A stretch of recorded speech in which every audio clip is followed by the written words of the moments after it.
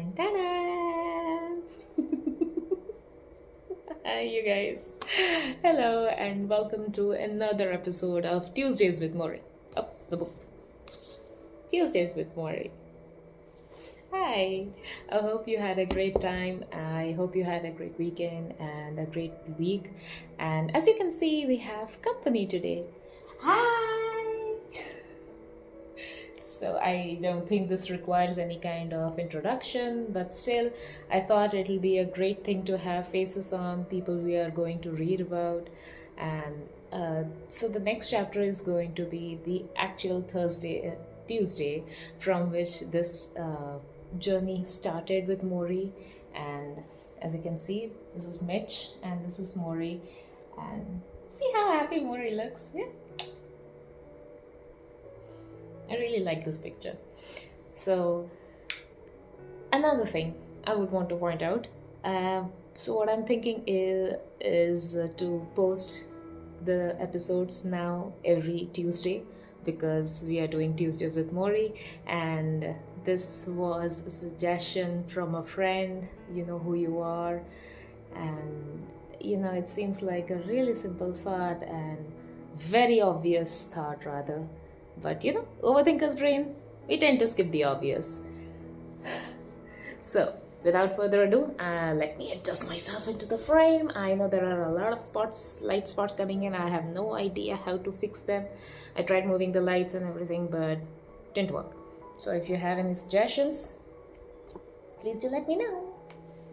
Okay, I'm just trying to bring Morrie and Mitch into focus along with me, your reader. Okay, so I think it's a good frame and we can start. Okay, I'm half visible. Just give me a minute.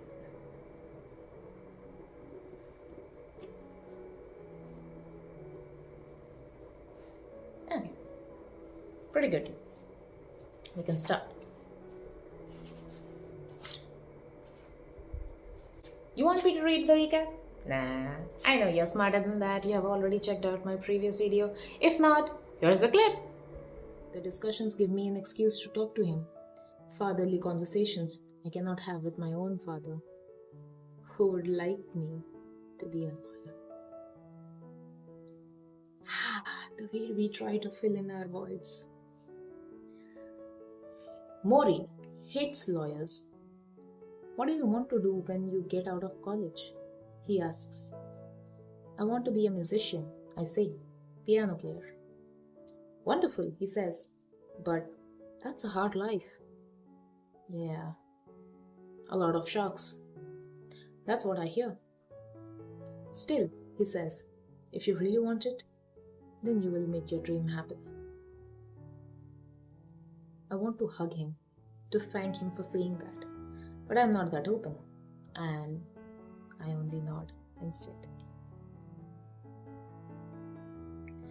I'll bet you play piano with a lot of pep, he says. I laugh. Pep? He laughs back. Pep, what's the matter? They don't say that anymore? Hello, my smart peoples. Welcome back from the recap. And now we are going to start with the actual chapter. Chapter 8. The first Tuesday, we talk about the world. Connie opened the door and let me in. Morrie was in his wheelchair by the kitchen table, wearing a loose cotton shirt and even looser black sweatpants. They were loose because his legs had atrophied beyond normal clothing size. You could get 2 hands around his thighs and have your finger touch. Had he been able to stand, he would have been no more than 5 feet tall, and he'd probably have fit into a 6th grader's jeans. I got you something, I announced, holding up a brown paper bag. I had stopped on my way from the airport at a nearby supermarket and purchased some turkey, potato salad, macaroni salad, and bagels. I knew there was plenty of food at the house, but I wanted to contribute something. I was so powerless to help Morrie otherwise. And I remembered his fondness for eating. This reminded me of how Morrie used to laugh with his mouth open and spewing out egg salad everywhere. Ah, so much food, he sang. Well, now you have to eat it with me. We sat at the kitchen table, surrounded by wicker chairs. This time, without the need to make up 16 years of information, we slid quickly into the familiar waters of our college dialogue. Morrie asking questions, listening to my replies, stopping like a chef to sprinkle in something I had forgotten or hadn't realized. He asked about the newspaper strike, and true to form, he couldn't understand why both sides didn't simply communicate with each other and solve their problems. I told him not everyone was as smart as he was. True that. Occasionally, he had to stop to use the bathroom, a process that took some time. Connie would wheel him to the toilet, then lift him from the chair and support him as he urinated into the beaker. Each time he came back, he looked tired. I laughed. I'm sorry, I'm missing the lines today. Do you remember when I told Ted Koppel that pretty soon someone was gonna have to wipe my ass? He said. I laughed. You don't forget a moment like that. Well, I think the day is coming. That one bothers me. Why? Because it's the ultimate sign of dependency. Someone wiping your bottom. But I'm working on it. I'm trying to enjoy the process. Enjoy it? Yes. After all, I get to be a baby one more time. That's a unique way of looking at it. Well, I have to look at life uniquely now. Let's face it, I can't go shopping. I can't take care of the bank accounts. I can't take out the garbage. But I can sit here with my dwindling days and look at what I think is important in life. I have both the time and the reason to do that. So, I said, in a reflexively cynical response, I guess the key to finding the meaning of life is to stop taking out the garbage. He laughed, and I was relieved that he did.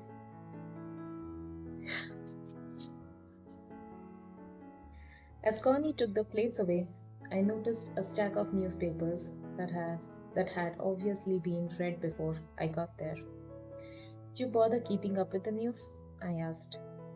Yes, Morrie said. Do you think that's strange? Do you think because I'm dying I shouldn't care what happens in this world? Maybe. He sighed.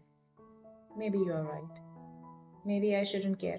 After all, I won't be around to see how it turns all out. How it all turns out.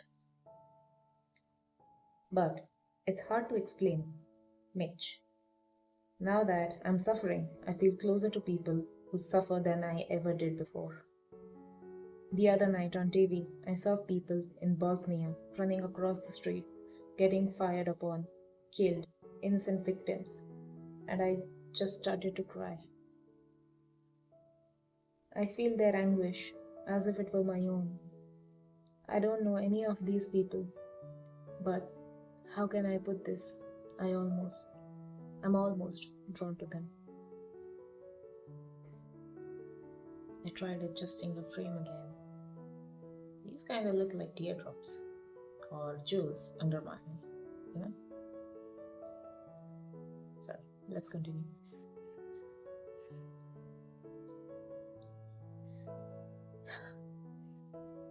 But how can I put this? I'm almost drawn to them. His eyes got moist, and I tried to change the subject, but he dabbed his face and waved me off. I cry all the time now, he said. Never mind. Amazing, I thought. I worked in the news business. I covered stories where people died. I interviewed grieving family members. I even attended the funerals. I never cried. Morrie, for the suffering of people half a world away, was weeping. Is this what comes at the end? I wondered. Maybe death is the great equalizer, the one big thing that can finally make strangers shed a tear for one another. Morrie honked loudly into the tissue. This is okay with you, isn't it? Men crying? Sure, I said, too quickly.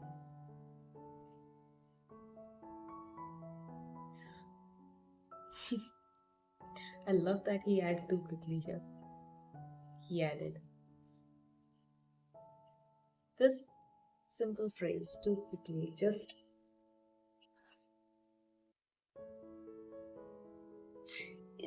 it just summarizes how he actually felt about it. Wow. Just two words explaining the paragraph. Love it. He grinned. Ah, Mitch, I'm gonna loosen you up one day. I'm gonna show you it's okay to cry. Yeah, yeah, I said. Yeah, yeah, he said. He laughed because he used to say the same thing nearly 20 years earlier, mostly on Tuesdays.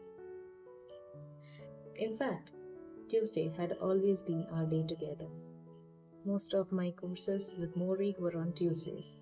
He had office hours on Tuesdays, and when I wrote my senior thesis, which was pretty much Morrie's suggestion right from the start, it was on Tuesdays that we sat together by his desk or in the cafeteria or on the steps of Pearlman Hall going over the work.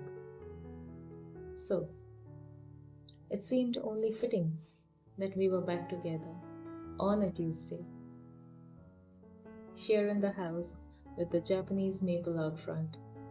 As I ready to go, I mentioned this to Morrie. We are Tuesday people, he said. Tuesday people, I repeated. Morrie smiled. Mitch, you asked about caring for people I don't even know. Can I tell you the thing I'm learning most with this disease? What's that? The most important thing in life is to learn how to give out love and to let it come in.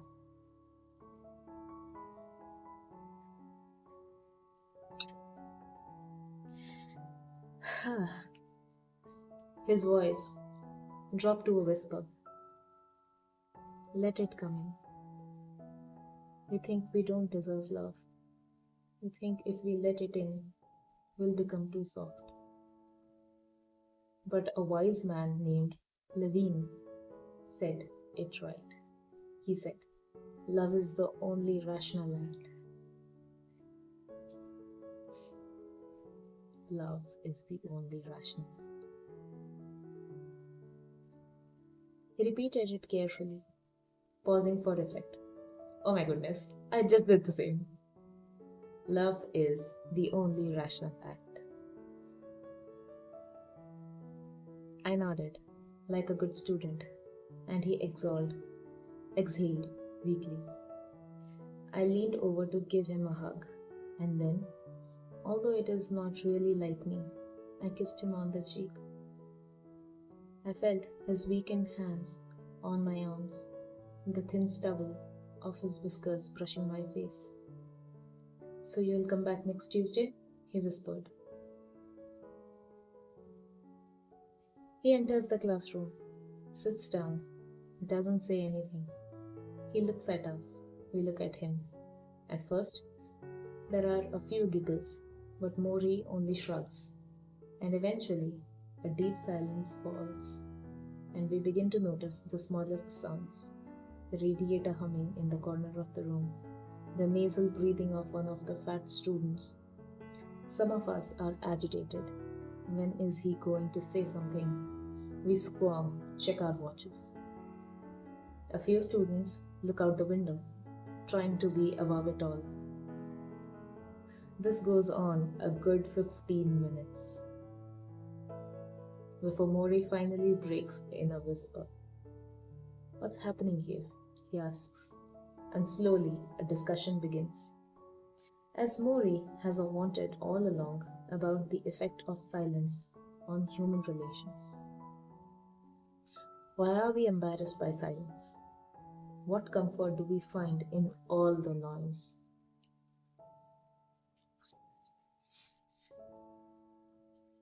I'm not bothered by the silence. For all the noise I make with my friends, I am still not comfortable talking about my feelings in front of others, especially not classmates. I could sit in the quiet for hours if that is what the class demanded. On my way out, Mori stops me.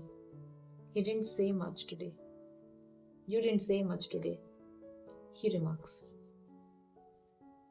I don't know, I just didn't have anything to say.